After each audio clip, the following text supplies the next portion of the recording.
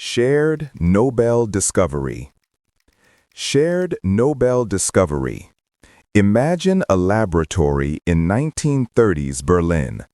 The air crackles not just with static from humming equipment, but with the electric potential of discovery. This is the dawn of the atomic age, a time of giants, Einstein, Planck, Bohr.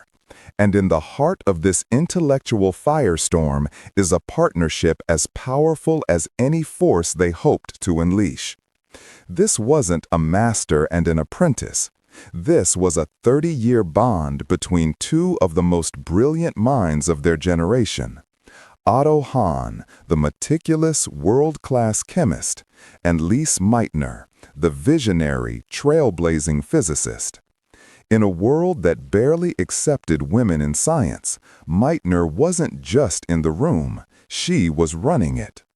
Colleagues, including a young Albert Einstein, affectionately called her our German Marie Curie. Together, Hahn and Meitner were on the verge of splitting the atom, a discovery that would not only rewrite the laws of physics, but also irrevocably alter the course of human history. They stood on that precipice together, as equals, as partners. They shared the lab, they shared the passion, and by all rights they should have shared the ultimate prize. But history, as we know, is rarely so just. Their story begins decades earlier, in 1907, when Lise Meitner arrived in Berlin. She was an Austrian physicist with a doctorate, a rarity for a woman at the time, seeking to study with the legendary Max Planck. But the University of Berlin was a bastion of old-world thinking. Women weren't allowed to officially matriculate, and the head of the Chemistry Institute, Emil Fischer, wouldn't even let them in his main labs, fearing their distracting hair might catch fire. He made an exception for Meitner, but only if she stayed in the basement, in a former carpenter's workshop, and never, ever set foot upstairs where the male students worked. It was in this converted woodshop that she met Otto Hahn. He was a chemist, her age, and recognized her brilliance immediately. He saw not a woman to be cordoned off, but a collaborator whose insights into physics were the missing piece to his chemical puzzles. And so began one of science's greatest partnerships. Hahn was the master of the experiment, a genius at isolating and identifying radioactive elements. Meitner was the master of the theory, the one who could look at Hahn's baffling results and explain the profound physics that was happening at the subatomic level. For years, their collaboration was a symphony of scientific progress. They discovered the element protactinium in 1917, a major achievement that cemented their reputations. Meitner, finally overcoming the institutional sexism, was eventually given her own physics section at the prestigious Kaiser Wilhelm Institute for Chemistry. She and Hahn now had separate departments, but their minds were never far apart. They remained intellectual partners, their labs located on different floors, but their research inextricably linked. By the 1930s, the world of physics was buzzing with a new mystery.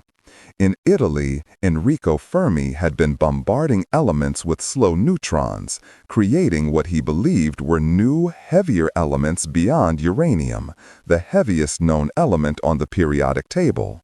He thought he was creating transuranic elements. But the results were messy, confusing, and nobody could quite make sense of them. The greatest minds in the world were stumped. This was exactly the kind of challenge that the Hahn-Meitner team was built for. They re-established their formal working group, bringing in a brilliant analytical chemist, Fritz Strassmann, to complete their trio. For 4 grueling years, they dedicated themselves to solving Fermi's puzzle. The lab became their entire world, a sanctuary of logic and inquiry.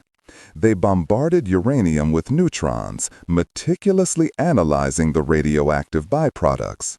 The results were maddening. They were finding substances that behaved like radium, but they couldn't be. Then they found things that behaved like barium, a much lighter element. It was scientifically impossible. It was like smashing a grand piano with a baseball bat and finding a bicycle bell among the wreckage. It violated everything they thought they knew about nuclear physics. Meitner was the intellectual engine of the group. It was she who pushed them to question their results, to doubt the impossible, to believe their own data, even when it flew in the face of accepted theory. Hahn, the chemist, was skeptical.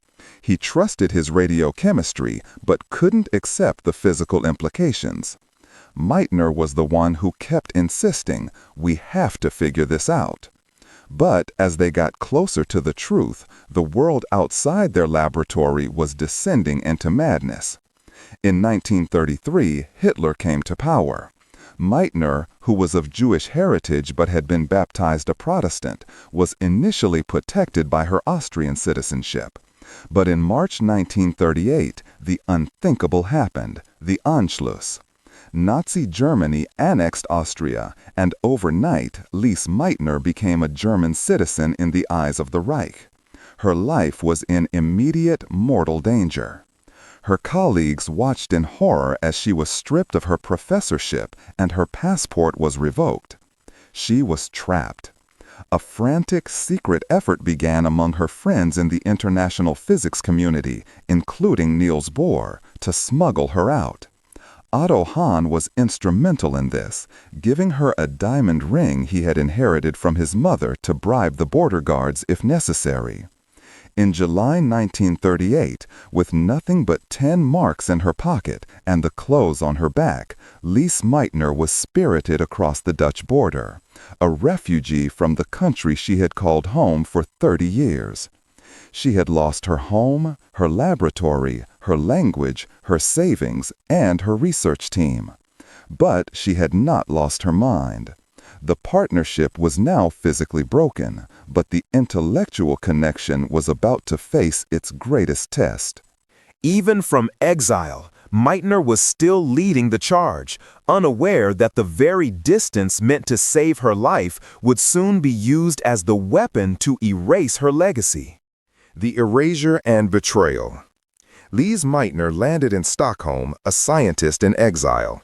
She was isolated, depressed, and working in a laboratory that had no real equipment and a director who actively disliked her. But her mind was still in Berlin, in that lab with Hahn and Strassmann, wrestling with the impossible problem of uranium. The collaboration didn't stop, it just changed form. A torrent of letters began flying between Berlin and Stockholm. Hahn would describe his latest, increasingly bizarre experimental results, and Meitner, from hundreds of miles away, would interpret them, suggest new experiments, and guide the physics. She was the project's remote control brain. In late 1938, the correspondence reached a fever pitch. Hahn and Strassmann had performed an exceptionally careful series of experiments, trying to isolate the radium they thought they were creating. But no matter what they did, the substance they found behaved chemically exactly like barium. Barium. Its atomic mass was barely more than half of uranium's. It made no sense. In a now famous letter dated December 19th, a confused and desperate Hahn wrote to Meitner, his physicist, his partner, "Perhaps you can come up with some fantastic explanation. We ourselves realize it can't really burst apart into barium." That letter reached Meitner just as her nephew, the physicist Otto Frisch, arrived to spend Christmas with her in the small Swedish town of Kungälv. The timing was providential. Frisch found his aunt poring over Hahn's letter, her brow furrowed in concentration. He was skeptical at first, but she insisted Hahn was too good a chemist to have made a mistake. They went for a walk in the snowy woods, Frisch on skis, Meitner keeping pace on foot, her mind racing. And then, in the middle of a Swedish forest, it happened. The eureka moment that changed the world. Meitner sat down on a log and started scribbling calculations on scraps of paper. She remembered the liquid drop model of the nucleus, a theory that pictured the nucleus like an unstable droplet of water. What if the neutron didn't just chip a piece off the uranium nucleus, but made it wobble, elongate, and then split? Split into two smaller droplets. She calculated the masses. The mass of a uranium nucleus was slightly more than the combined masses of a barium and a krypton nucleus. Where did the missing mass go? Meitner had the answer instantly. Einstein's E equals mc squared. The lost mass had been converted into a tremendous, explosive release of energy. It wasn't just a chemical reaction, it was a physical process of unimaginable power. She had named it and explained it: nuclear fission. Frisch rushed back to Copenhagen to tell Niels Bohr, who was just about to leave for America. Bohr slapped his forehead and exclaimed, "Oh, what idiots we have all been! This is just as it must be." The physics was undeniable. Meanwhile, back in Berlin, Hahn and Strassmann wrote up their chemical findings. But this was Nazi Germany. Publishing a paper co-authored by a Jewish exile was politically unthinkable. It would have cost them their careers, perhaps even their lives. So they published their groundbreaking chemical evidence in January 1939 without her name on the paper. They presented it as a purely chemical discovery, cautiously mentioning the results contradicted all previous experience in nuclear physics. Hahn knew, however, that Meitner was the only one who truly understood what it meant. He had literally written to her, "We can't keep this beautiful discovery to ourselves." The "we" was implicit, but the world would not see a "we." It would only see Hahn and Strassmann. A few weeks later, Meitner and Frisch published their own paper, laying out the theoretical explanation for fission and citing Hahn and Strassmann's experiment. The two papers were two halves of a whole, the experimental proof and the theoretical explanation. The discovery was a joint effort, separated only by the brutality of the Nazi regime. For the next 5 years, the world descended into war. A war overshadowed by the race to weaponize the very discovery Meitner had explained. Then, in November 1945, the announcement came from Stockholm. The 1944 Nobel Prize in Chemistry was awarded to Otto Hahn for his discovery of the fission of heavy nuclei.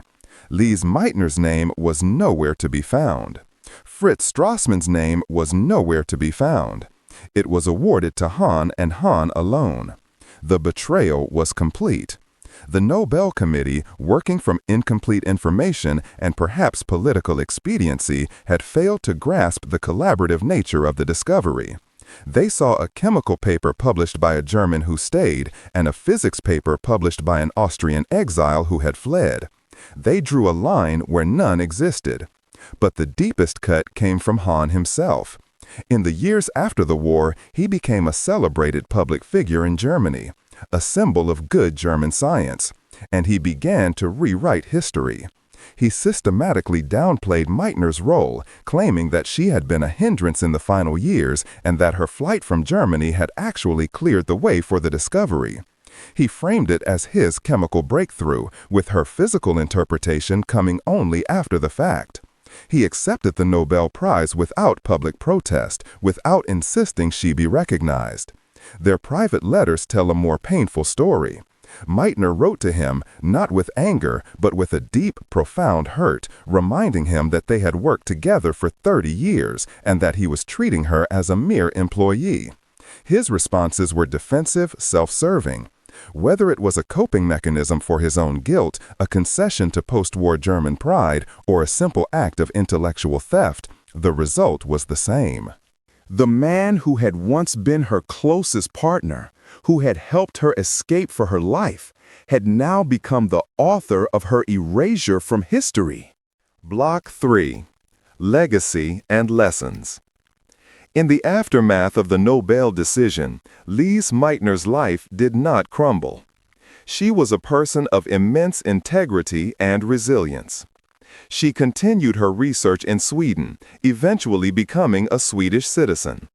She watched with horror as the beautiful physics she had uncovered was turned into the atomic bomb. Meitner was invited to work on the Manhattan Project, and she flatly refused, famously declaring, "I will have nothing to do with a bomb." While Otto Hahn was celebrated as a Nobel laureate and the father of nuclear chemistry, Meitner became a quiet, powerful voice for the peaceful use of atomic energy and a passionate advocate for women in science. She toured the United States after the war, where the press, ironically, dubbed her the Jewish mother of the atomic bomb, a title that mortified her. She tried to correct the record, to explain the collaborative nature of the fission discovery, but the narrative was already set in stone. The Nobel Prize had spoken. Hahn was the hero. She was, at best, a footnote. She was nominated for the Nobel Prize an incredible 49 times in her life, for both physics and chemistry, but she never won. The committee never corrected its mistake. It stands today as one of the most egregious oversights in Nobel history. But legacies are not only written by prize committees. They are also written by time, by truth, and by the tireless work of those who seek to correct the record.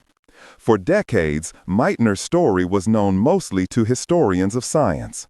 But slowly, the truth began to surface. Biographies were written. Letters between her and Hahn were published, revealing the depth of their collaboration and the pain of her exclusion. The scientific community itself began to make amends. In 1966, she, Hahn, and Strassmann were jointly awarded the prestigious Enrico Fermi Award in the United States, a long overdue recognition of their shared work. But perhaps the most enduring and fitting tribute came in 1997, long after her death. Element 109 on the periodic table was officially named Meitnerium, with the symbol MT. She is the only woman who is not named in connection with a man to have an element named exclusively after her. Unlike a medal, which can be given to the wrong person, an element is a fundamental, eternal part of the universe. Her name is now literally woven into the fabric of matter itself, a permanent testament to a brilliance that could not be permanently erased. Lise Meitner's story is heartbreaking, but it is not unique. It is the quintessential example of a phenomenon known as the Matilda effect, a term coined by historian Margaret Rossiter to describe the systemic bias where the contributions of female scientists are misattributed to their male colleagues. Think of Rosalind Franklin, whose crucial photograph 51 was essential to discovering the double helix structure of DNA, yet the Nobel went to Watson, Crick, and Wilkins. Think of Jocelyn Bell Burnell, the graduate student who first discovered pulsars, only to see her supervisor awarded the Nobel Prize for the discovery. Think of Chen-Xiong Wu, whose brilliant experiment proved a fundamental law of particle physics, but the two male theorists who proposed the idea got the Nobel. The list is long and infuriating. These are not just historical footnotes, they are cautionary tales. They reveal how easily personal ambition, institutional bias, and societal prejudice can distort the truth and rob brilliant minds of their rightful place in history. So, what is the ultimate lesson from Lise Meitner's stolen prize? It's that science is not a sterile objective process conducted by emotionless robots. It is a deeply human endeavor, susceptible to the same flaws and biases as any other part of society. Recognition matters. Credit matters. And ensuring that credit is given where it is due is not about political correctness. It is about scientific accuracy. It is about telling the true story of how discovery happens, not in lone flashes of male genius, but through collaboration, persistence, and the combined intellectual power of all minds, regardless of gender or background. Meitner's story compels us to look at the histories we've been taught and ask, who is missing? Whose voice was silenced? Whose contribution was erased? By remembering Lise Meitner, we do more than honor a single forgotten genius. We commit ourselves to building a more just and honest scientific future, one where a name like hers is never left in the margins again.